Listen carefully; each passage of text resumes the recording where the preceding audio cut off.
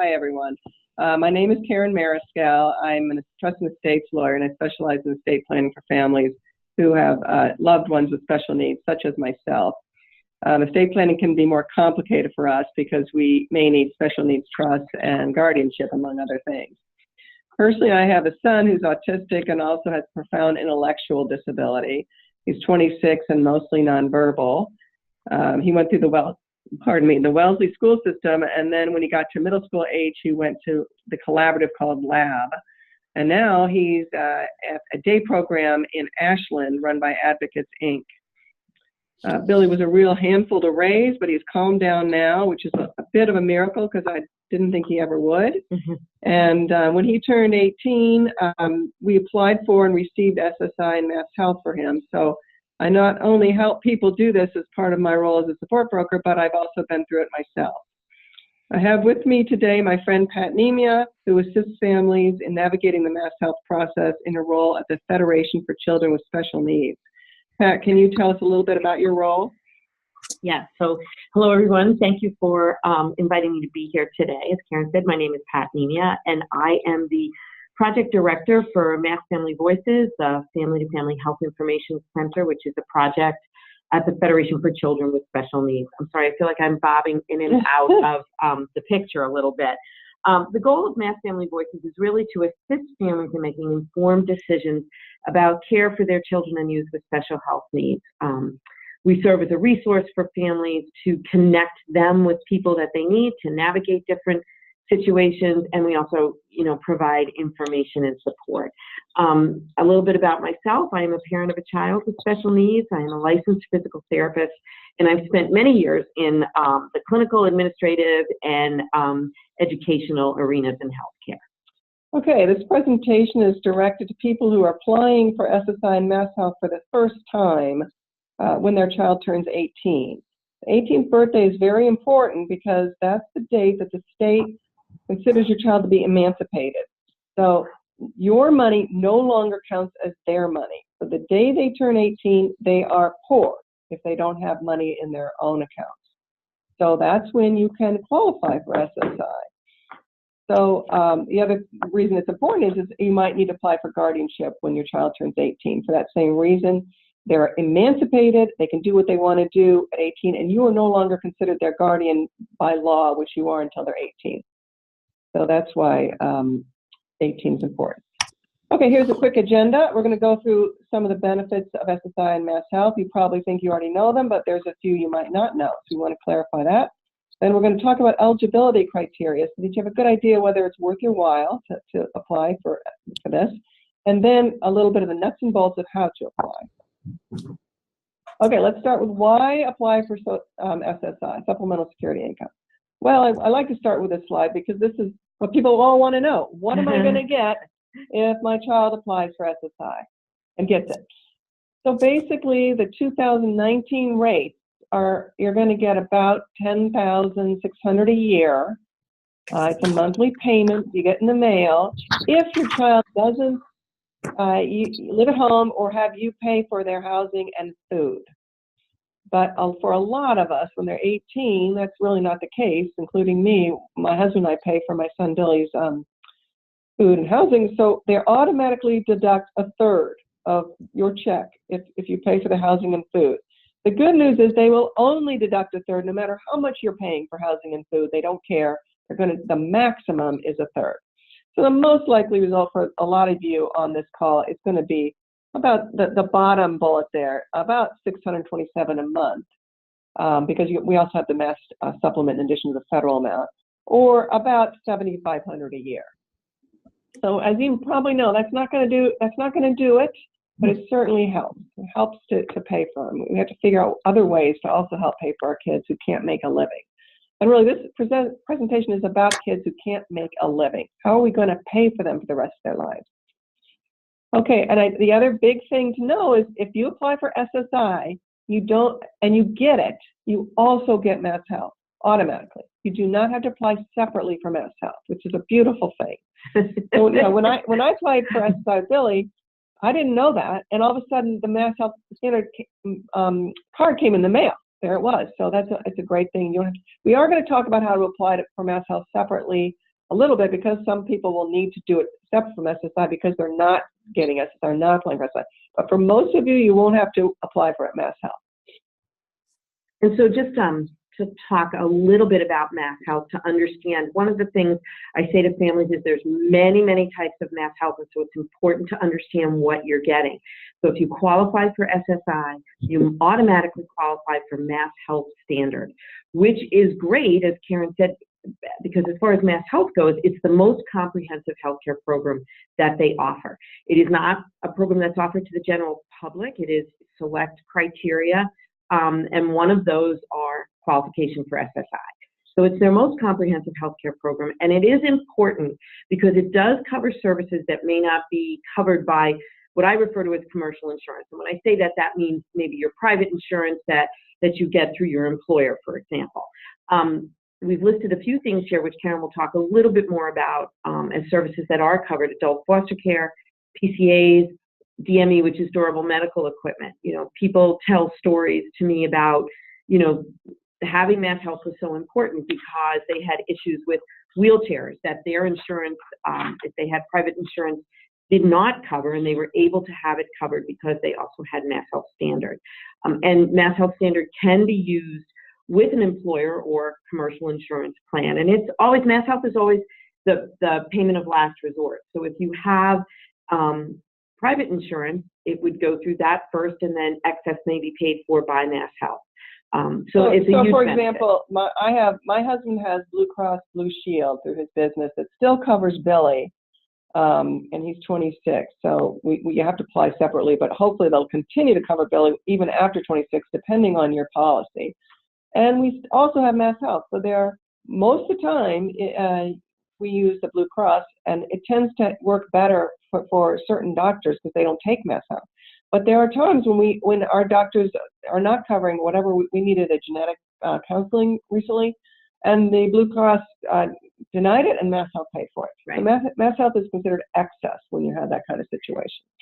And certainly it pays for everything. I think families who opt to also use private insurance, it's to provide a little bit more flexibility in numbers of providers potentially that they have access to. What's yours? So we had talked a little bit about what happens if you don't have SSI. And so there will be people in a situation where they don't qualify for SSI, so therefore there's no automatic health benefit. And at that point, you're going to have to apply, and we'll speak a little bit more about that later. You're going to have to apply to see if you qualify for some form or another form of MassHealth. And there are two options that children do qualify for, young adults do qualify for, if they meet if they meet a disability standard. And one of them is there is a small group, it's not a large group, that maybe do not qualify for SSI but will still qualify for MassHealth Standard. And in that, you need to be, some of the criteria that you're permanently and totally disabled, that will need to be determined by the state of Massachusetts in this situation. There's a financial eligibility, and if you do qualify, the good thing about MassHealth Standard is that it's free care, that there are no premiums associated. If you are in a situation, however, where you don't qualify for MassHealth Standards, the state does offer for people who are determined to be permanently and totally disabled the option of MassHealth Common Health. You can be employed with MassHealth Common Health. There are two categories. There are a disabled working adult and then a disabled adult within the MassHealth Common Health eligibility. And that is a sliding scale premium associated with it. So you're probably not getting MassHealth Standard because of some type of financial situation where you don't meet the financial eligibility criteria. And so MassHealth will look at what the income of the individual is and determine what premium needs to be associated with that. So just to repeat, the disability standard is the same for MassHealth Standard and Common Health, and what they provide are the same. The only difference is whether you're paying a premium or not. So in either case, interestingly, our population of disabled people their assets don't matter. You can have more than 2,000 in assets and have these programs until they turn 65, which is many years away. Then all of a sudden it doesn't matter. They can only have 2,000 assets. But until then, they can have as many assets as they want. And they can also have income and still get MassHealth. It's just that income will require them to pay the common health premium.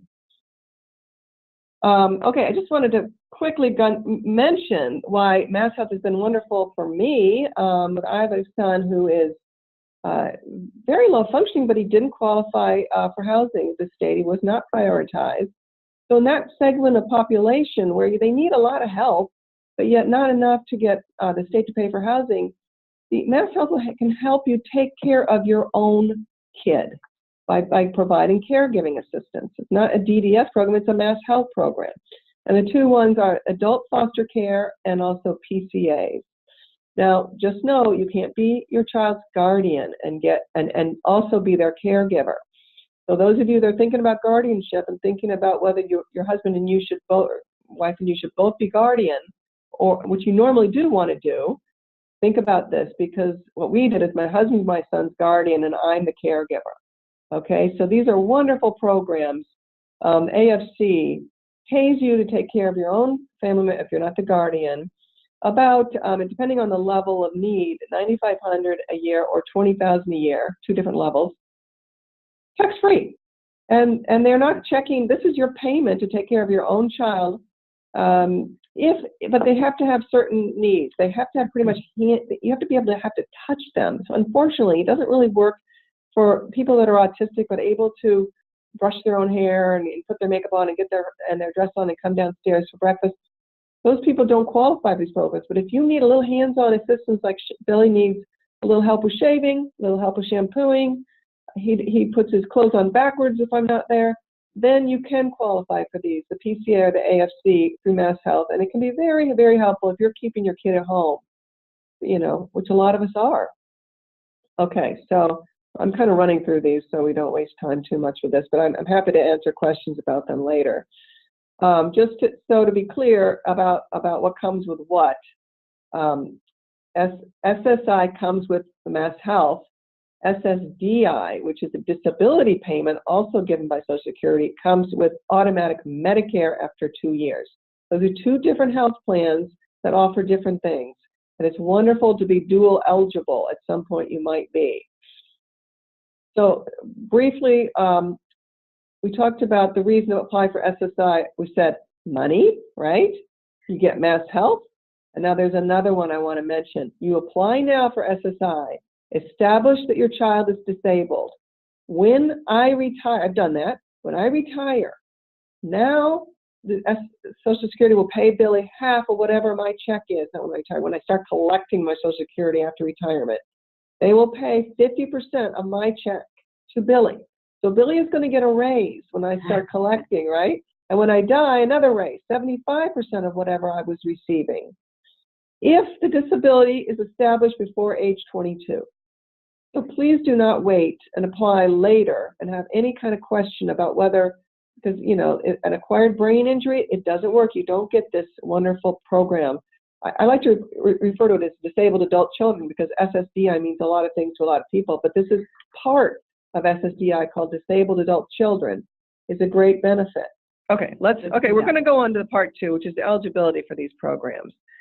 Okay, there's two things. One, you have to be proven to be medically disabled, and 2, you have to be poor. You cannot have more than $2,000 in assets. This includes savings bonds, any checking account, anything like that.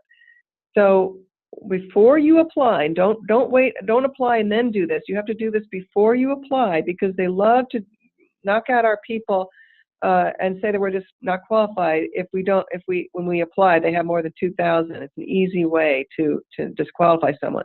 You need to have either spend it down to less than 2,000, whatever your child owns, or you might want to put it into an ABLE account. An ABLE account is a new, really cool savings plan for disabled people that you can put as much as $15,000 a year into it and will not be counted by Social Security. So you can transfer that money, whatever is excess of $2,000, into an ABLE account now and apply tomorrow. And that's a good way to do it. The Google ABLE account Massachusetts, and it'll come up. It's a Fidelity account. Okay. The other thing is you can't have too much an income to be eligible. So it shouldn't be more than $1,180 a month. Okay, so once we get beyond the financial eligibility, then you have to start thinking about the medical, whether they are disabled. And the definition is if they are unable to engage in substantial gainful activity, okay, SGA. So what they're really trying to figure out is if your child is unable to make a living. If they can only do part-time work at Stop and Shop, they usually qualify. So it really is more than minimum wage part-time. So we'll start thinking about, okay, we'll talk about MassHealth, and it's the same for MassHealth. When you're applying separately for MassHealth, right, you're going to look at the same medical criteria for disability. The forms are a little different, but basically you're providing the same information, and it's the same definition. Yeah. There's no asset limit for the disabled under age 65, and if your income is too high and you don't meet the financial eligibility for standard, you should be offered common health. Okay. Yeah. Okay, so now let's talk a little bit about the nuts and bolts of how to do it. There are two ways to do it. You can either go in and make an appointment ahead of time. Don't just show up, although you can just show up and wait a while, but make an appointment and go in and have them help you apply. And they're absolutely willing to do that. And they'll sit with you and they'll ask you all the questions. Or that you can go online and start with an online application. When I applied, it was about 8 years ago, we didn't have this option of online application. Right. And still, it's only partly, you're not going to be fully able to give them everything you need when it's online, but it's a much more efficient way of getting started. And the online application you're able to kind of, control the narrative a little better. So I kind of recommend the online. It depends on your personality, but I would recommend for most of us, you want to try it with the online and see how it goes. And if you have questions, you can take it in. They're really, people are intimidated by this, but they're really pretty user-friendly. They really want to help. And that's what I hear from families who have gone through the process. Some of these bureaucracies like MassHealth can be very difficult, but I hear from families that the SSI experience went much, much better. Yeah. Karen, can I just ask you a quick question that I often get from families is what role does the young adult have to play in this application process as far as being present or not being present? So it depends on, sometimes they will want to talk to the young adult themselves. It really depends on the person. When I applied, I took billing in because I wanted Exhibit A. If you take one look at him, you'll know that he's disabled. And they laughed at me because they said, no, we, behind the desk here in Framingham, are not determining that he's disabled. We send this out to UMass, right? Their medical school. Right. So you don't need to bring your child with you or anything. But there are some kids who are much more higher functioning. They're going to want to interview and talk to themselves. But you can fill this out yourself. They'll want them to sign it. They'll send a piece of paper in the mail asking them to sign it. But you can do this whole thing as a parent without them doing anything, even knowing that you're doing it. Okay, so it kind of depends on the person. Another point I'd like to make is when you start that online application, when you make a phone call to SSA saying you want the appointment, that's when they'll pay you retroactively to that date of that phone call if you submit it within 60 days, okay? So you don't get excited when you don't hear from them, because it takes 3 to 5 months usually to hear from them. They will pay you retroactively from the date you initiate this, as long as you complete it within 60 days. So the online, we're going to go through the online because you have to know this, whether you do it online or in person. This is the kind of information you need to give people. Right. So there's a different section, background, then your medical or disability information, and then your child or you, if you're the guardian, have to sign the medical release, and then you get the confirmation. Now, if you're the guardian of someone, you can sign the medical release for them, but otherwise they're going to need to sign the medical release. And this is important because the Social Security Administration goes directly to your doctors who you list and ask them for their records. They also want records that you can give them, but they want it from the horse's mouth. So you have to give this release. Right. Okay, so here are some of the questions you need to be ready for. And when you do online, it's pretty cool in that you can just save your work and come back to it tomorrow. They give you a number. You're 35684. So you write that number down, and then you go back tomorrow and put in that number, and you go right back to your application where you're working. Because a lot of times you don't know. You need to go get your files, or you run out of time. It does take about 2 hours online. Right. So, when I do it, I sometimes take 3 or 4 days to complete someone's, because I save it and I keep, and then I ask about this or. And if you have questions along the way, it makes a lot more sense to find out, I didn't understand how to fill this out, to find out what you need to do, then make a mistake and try and undo the mistake. So it does make a lot of sense to just halt the application, find your answer, and continue later. Yeah. So what you want to list this is sort of their diagnosis, their physical and mental conditions that limit their ability to work, okay, their diagnosis. So you want to put everything down you can, okay? So then you go to your medical sources, and you actually need their name, address, phone, and date seen. When did they start seeing that doctor? When is the last time you've seen that doctor? So it's kind of like you really have to go into your files and look at things. And this is really about their condition. It's not every single doctor. If you went in for oral surgery for wisdom teeth, they don't care. It's about the people that will help them determine what your condition is and whether you're disabled. And so it's important, if your child you may not have guardianship, that you know that you're going to have to work with your child a little bit if they're a little older than 18, making sure that you have the most accurate information, because you may not know certain visits they may have had or doctors they may have seen. So it's really important to make sure that you have that kind of open dialogue. Good. Okay, any medicines they're taking? I put them all down, even if they're not related. Any relevant medical tests. So this is a hard one, I think, for parents, and understanding that word relevant. Yeah. I get a lot of questions about that. Yeah. But, use your judgment. I think if you over explain, it won't hurt anything. No. And remember, what you're trying to show is the difficulty or that your child is disabled and not able to work. That's the focus of things now. So any kind of medical information that would support that situation is really important. Yeah. And, you're going to be sending them your neuropsychs and that kind of thing. You put that in the mail. I'll talk about that in a minute. And then their job history. Now, we have some people, I'm sure, on the phone whose kids are not for sure going to get. Like my son, you knew he was going to get determined disabled. And there'll be people on the phone that are like that, and they know, but their kid isn't working, so they don't have to worry about their job history. But the kids that have been working, it's tougher. It's another reason why I want everybody to apply when their kid turns 18, because they have less of a work history. Right. But if you have been working and you're going to be a little bit borderline, they're going to want to know the last 5 jobs they've had, and they're going to want to know specifics: title, employer, dates and hours, and rate of pay. Right. And then what I've seen is, again, if you're one of these kids that works, they'll send you what's called a work activity report, and you have to write down a little bit more detail about what happened. And there's questions like, had extra help, extra supervision, or a job coach?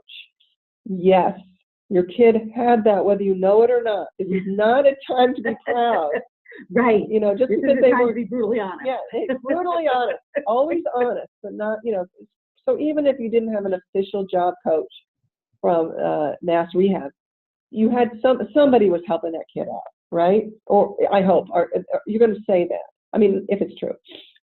Had irregular or fewer hours than other workers. They're working part-time.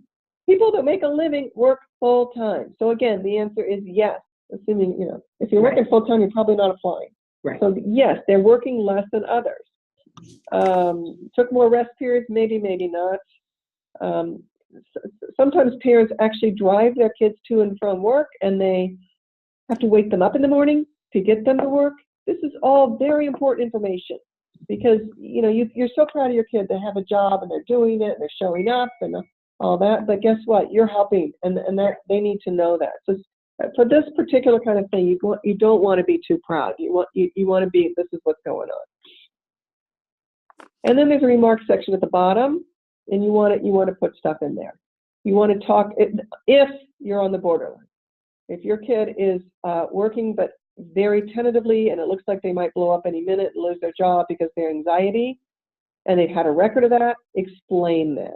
If your child clearly can't work more than part-time at a minimum wage job because of their condition, explain why. Okay, you need to, this is your chance. And like I said, you can save your work and go back and forth to it. So, and you can apply for someone else. There's a thing called Form 1696 if you actually want to be receiving all information about that application and be part of the application. But if you just want to apply for someone else, you don't even have to file that form. The form has to be signed by the person, the child. And then you click submit. And now the fun starts. They're going to start asking you questions, and you get excited. You get, oh my goodness, they want this, they want that. Well, this is normal. They look at your application to see what else they need, okay? And also remember that sometimes you can't compare because you have different reviewers looking at things. And so sometimes one family's asked to submit something and the other family's not, and they get confused. And it may just be the person reviewing it, their experience, their knowledge, whatever.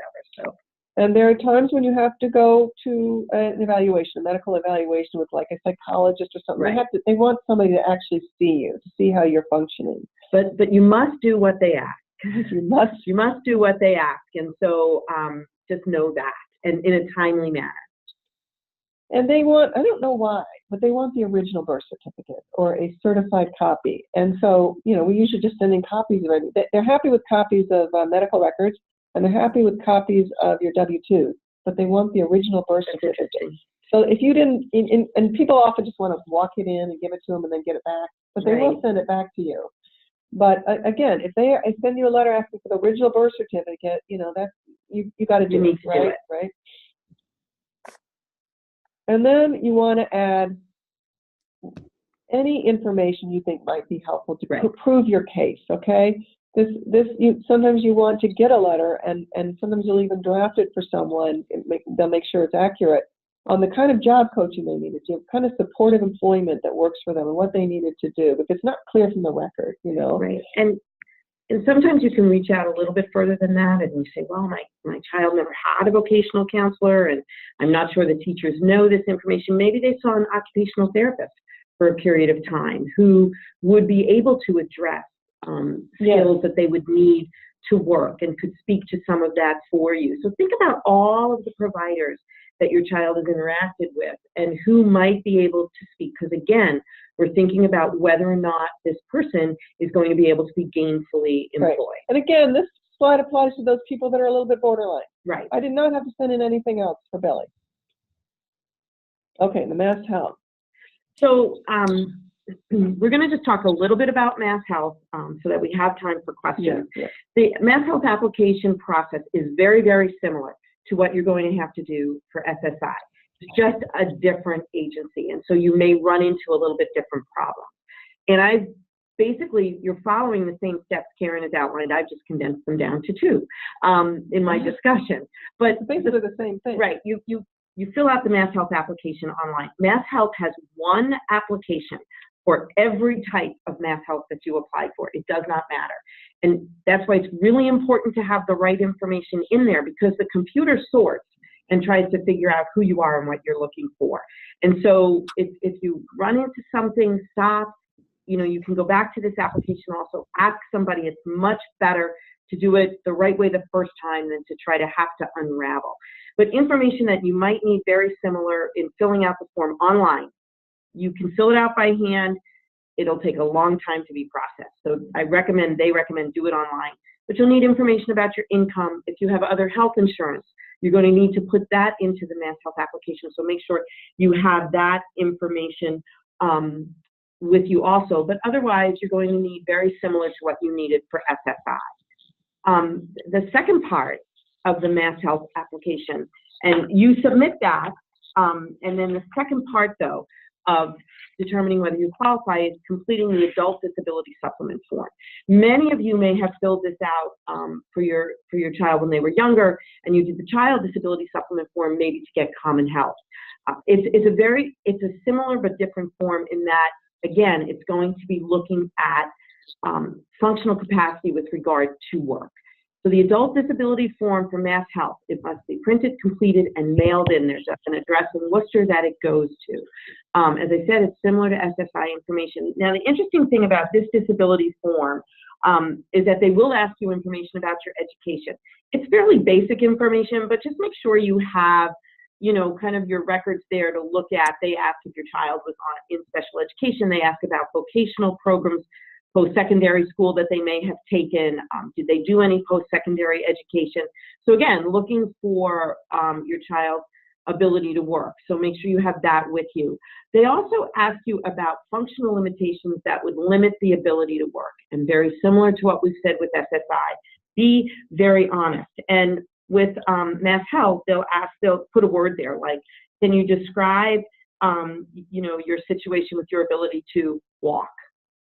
And so think about things. How would walking impact your ability to work? Well, if a person can walk with the aid of like a walker, but can only walk maybe 5 feet, that's important to be in there. So think about, yes, they can walk, but what about it might impact their ability to work? Because that's what you want them to see. And then again, there are medical release forms that come with this adult disability supplement form.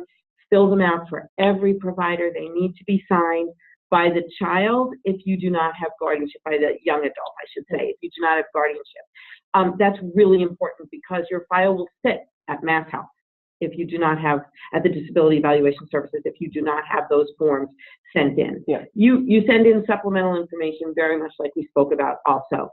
So the one thing I wanted to mention before we go to Q&A is it really would be very helpful if you could try to organize the medical information into a file and keep it for a lot of reasons. In case something happened to you, I would make it an electronic file and a physical file, do both. And you might need it when you apply for DDS as an adult. They need a lot of this information as well. So if you could use this process, which isn't really very fun, if you could just use it as a way to organize yourself in your medical records, it might be useful. One last comment I'd like to make about MassHealth is that when you apply to MassHealth online and when the disability supplement goes in, the disability supplement takes about 3 months. There's a lapse. You'll get a letter from MassHealth because your online application went in, and it'll say things like, you might qualify for this, you might qualify for that, but you are looking only to qualify for 2 things, either standard health or common health. So you need to make sure that that's what you're being offered, and if not, you need to contact MassHealth and say, no, I'm waiting for my disability determination. I am not looking for, you know, OneCare or something like that. So make sure you know what you're for. Let's take some questions because I know sometimes people have specific things they're concerned about.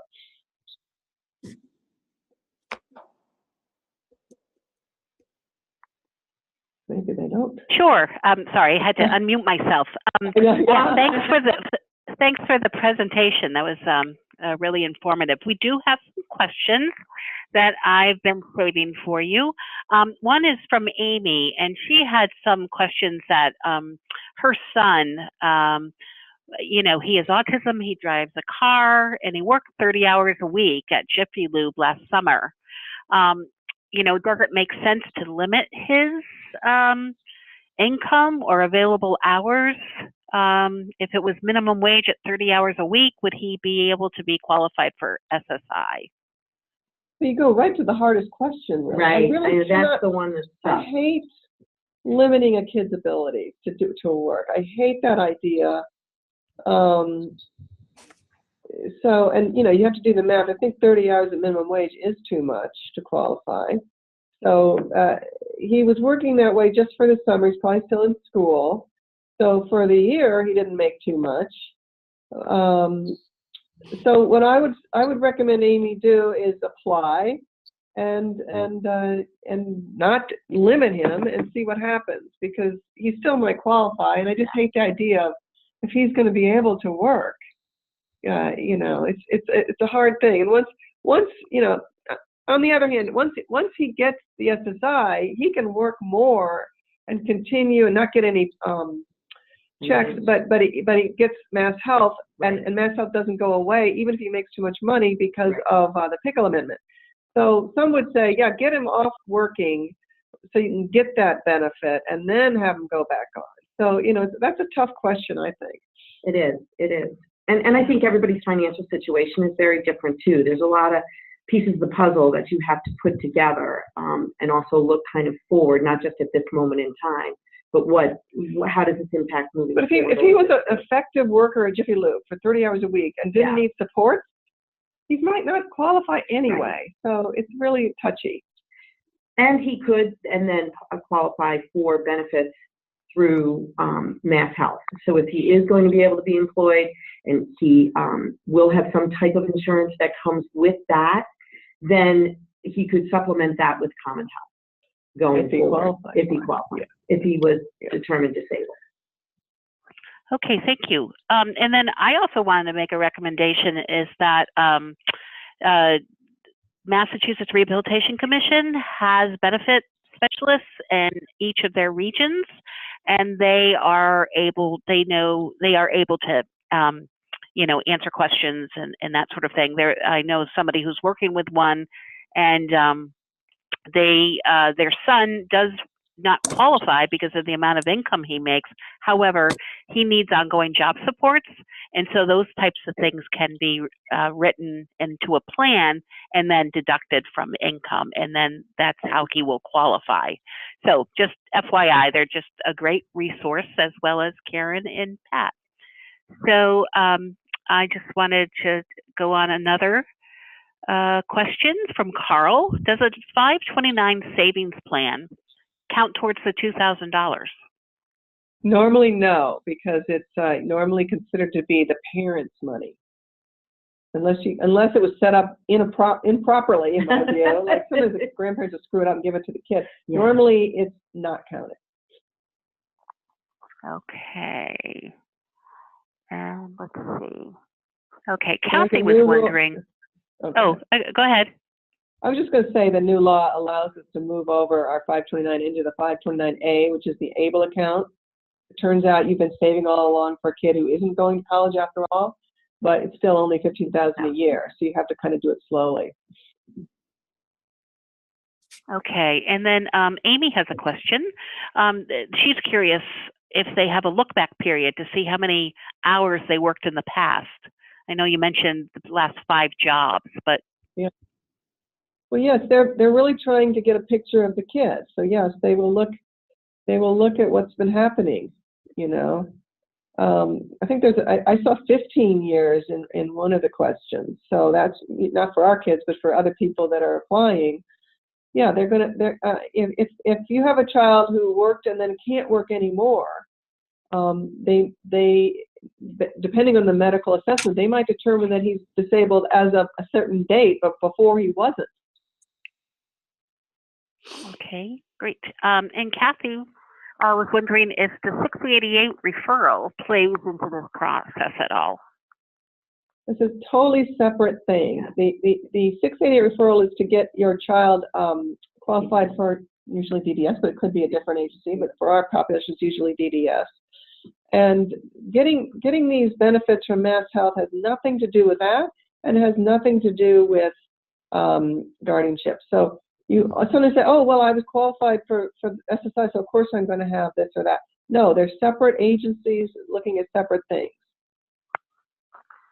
Okay, they're all in their own silos.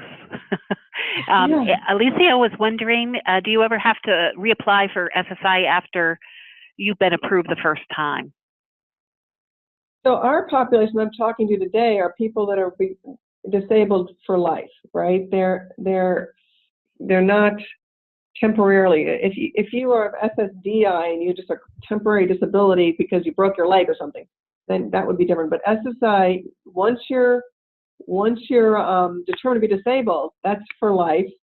The only thing is if you make too much money, they could throw you off. If you have more than 2,000 assets, they're done with you. So be careful, not just when you apply, but ongoing. Your kid cannot have more than 2,000 assets to keep getting those checks. So if they're thrown off for that financial reason, yes, you can reapply for that reason. Okay. And Stacy was wondering, can you apply right before the child turns 18, or do you have to wait till after their 18th birthday? You have to wait. Now with guardianship, Pat was just asking me about guardianship. You can file for guardianship before they turn 18, so long as you're hearing before your judge doesn't occur until they're 18. Okay.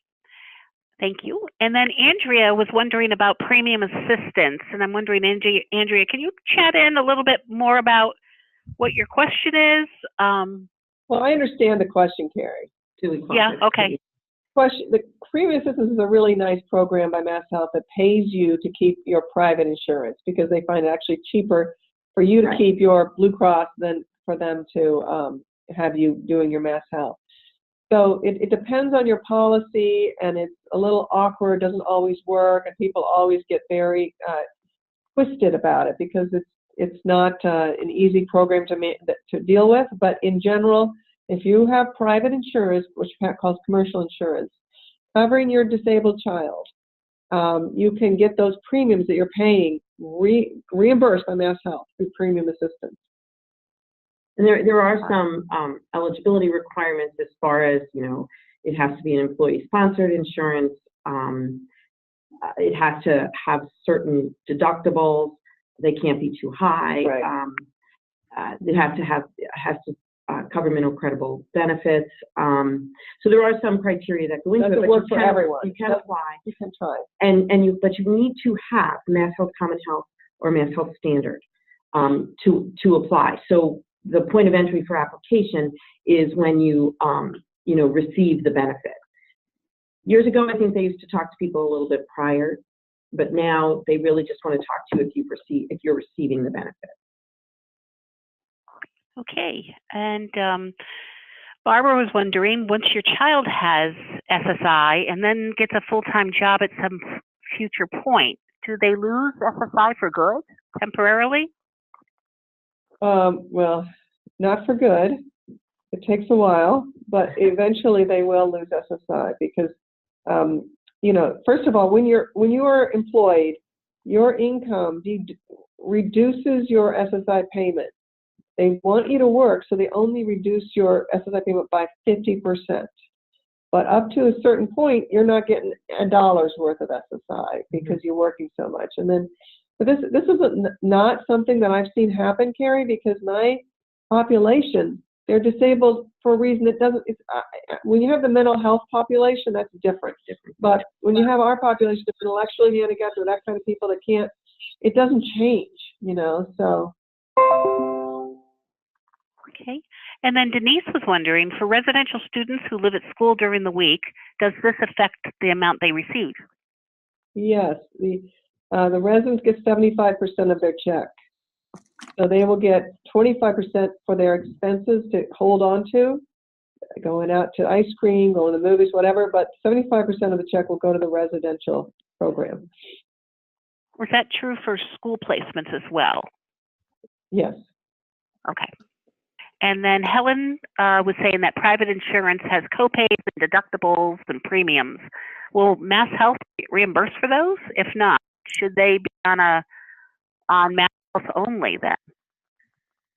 Yeah, they won't reimburse other than the premium assistance. They're not going to reimburse you for your deductibles or your. Yeah, what happens is you're going for a service and you're using both your, if you're using MassHealth as the supplemental insurance or the excess insurer, then they will pay for copays as long as it's a service that's covered by MassHealth, which is pretty extensive in the common health and standard policies. The thing that people have to think about if they're going to use MassHealth for a supplemental reason is that the provider that you're going to must accept both your private policy and MassHealth. And then it's billed through your private policy first, and the remainder is then billed through MassHealth. And they will pay copays. In some situations, MassHealth does pay deductibles, not in all. And what was the last one? Premium. If they're looking for help with payment of premiums, that program is through premium assistance. That's the only way to have help with payment of premiums. And that's really based on federal law and how money is allocated. They're not allowed to use MassHealth to pay for premiums. Okay, thank you. And Anna had a question, which I think you answered before. In order to keep assets under $2,000, can you deposit money into an ABLE account? Yes. Yes. Up to $15,000 a year. What's the maximum that can be in an account? It's up to $100,000 will not be counted by Social Security. So once it goes over $100,000, now you've got to worry about it. which is going to be years from now, right? Right. But you can actually put in there about 350,000, but the Social Security is going to count it after 100. All right. Okay. Any other questions? I know we've run over about time, but I appreciate it. And I, again, apologize for any of those technical difficulties that we experienced today. But I'm glad we were able to fix them. And I want to thank Karen and Pat for a great presentation. I think SSI is such an intimidating benefit to apply for that we sometimes lose sight of the fact that, we know our kids, we have the information, and it's just how to organize and give it to them.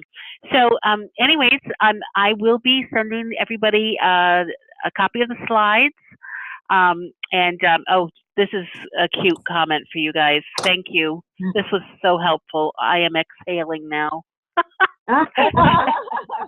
Anyways, so you'll all get a copy of the slides, and then Karen and Pat's information is on there. So if you need any questions or follow up or whatever, I'm sure they'll be willing to help.